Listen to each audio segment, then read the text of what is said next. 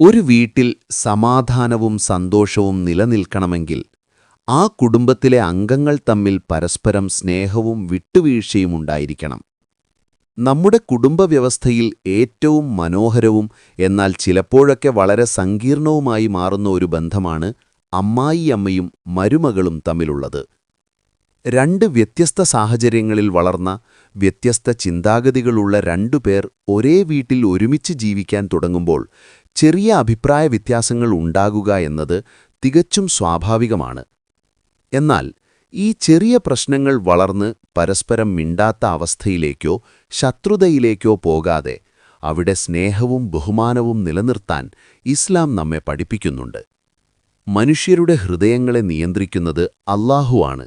അതുകൊണ്ടുതന്നെ ബന്ധങ്ങളിൽ വിള്ളൽ വീഴുമ്പോൾ നാം ആദ്യം ചോദിക്കേണ്ടത് അല്ലാഹുവിനോടാണ്. അമ്മായിയമ്മയും മരുമകളും തമ്മിൽ പരസ്പരം സ്നേഹവും ഇണക്കവും വർദ്ധിക്കാൻ വിശുദ്ധ ഖുർആനിലെ അതിമനോഹരമായ ഒരു ആയത്ത് നാം പതിവാക്കുന്നത് വളരെ നല്ലതാണ്. വിശുദ്ധ ഖുർആനിലെ സൂറത്ത് ത്വാഹായിലെ 39-ാമത്തെ ആയത്തിലെ ഒരു ഭാഗമാണിത്. വ അൽക്കൈതു അലൈക മഹബ്ബത്തൻ മിന്നി, അതായത് എന്റെ പക്കൽ നിന്നുള്ള ഒരു സ്നേഹം ഞാൻ നിന്റെ മേലിട്ടു തന്നിരിക്കുന്നു.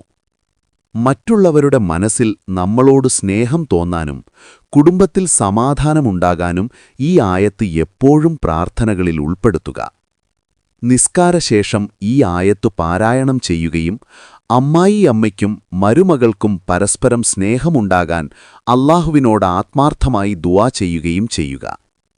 ഒരാൾക്കുവേണ്ടി അവർ അറിയാതെ നാം ചെയ്യുന്ന പ്രാർത്ഥനകൾക്ക് അല്ലാഹു പെട്ടെന്ന് ഉത്തരം നൽകുമെന്നാണ് പ്രവാചകൻ നമ്മെ പഠിപ്പിച്ചിട്ടുള്ളത്. എന്നാൽ പ്രാർത്ഥനയോടൊപ്പം നമ്മുടെ പ്രവൃത്തികളും നന്നാകേണ്ടതുണ്ട്. അമ്മായിയമ്മയെ സ്വന്തം ഉമ്മയെപ്പോലെ കാണാനും അവരുടെ പ്രായത്തിൻ്റേതായ ബുദ്ധിമുട്ടുകൾ മനസ്സിലാക്കി ക്ഷമിക്കാനും മരുമകൾ തയ്യാറാകണം. അതുപോലെ തന്നെ മറ്റൊരു വീട്ടിൽ നിന്ന് വന്ന ആ പെൺകുട്ടിയെ സ്വന്തം മകളെപ്പോലെ ചേർത്തുപിടിക്കാനും അവളുടെ ചെറിയ തെറ്റുകൾ സ്നേഹത്തോടെ തിരുത്തിക്കൊടുക്കാനും അമ്മായിയമ്മയ്ക്കും കഴിയണം. ഈഗോയും വാശിയും മാറ്റിവെച്ച് വിട്ടുവീഴ്ച ചെയ്യാൻ രണ്ടുപേരും തയ്യാറായാൽ തീരാത്ത ഒരു പ്രശ്നവും നമ്മുടെ വീടുകളിലില്ല. ഒരാൾ ദേഷ്യപ്പെടുമ്പോൾ മറ്റൊരാൾ മൗനം പാലിക്കുക, നല്ല വാക്കുകൾ മാത്രം സംസാരിക്കുക, പരസ്പരം കുറ്റപ്പെടുത്താതെ രണ്ടുപേരും അല്ലാഹുവിന്റെ പ്രീതി കാംക്ഷിച്ച് പരസ്പരം സ്നേഹിക്കാൻ തയ്യാറായാൽ ആ വീട് ദുനിയാവിലെ ഒരു സ്വർഗമായി മാറും. നമ്മുടെ എല്ലാം കുടുംബങ്ങളിൽ അല്ലാഹു സ്നേഹവും സമാധാനവും ഐശ്വര്യവും ചൊരിഞ്ഞു തരട്ടെ. എല്ലാവരുടെയും ഹൃദയങ്ങളെ അല്ലാഹു സ്നേഹം കൊണ്ട് കൂട്ടിയിണക്കട്ടെ. ആമീൻ.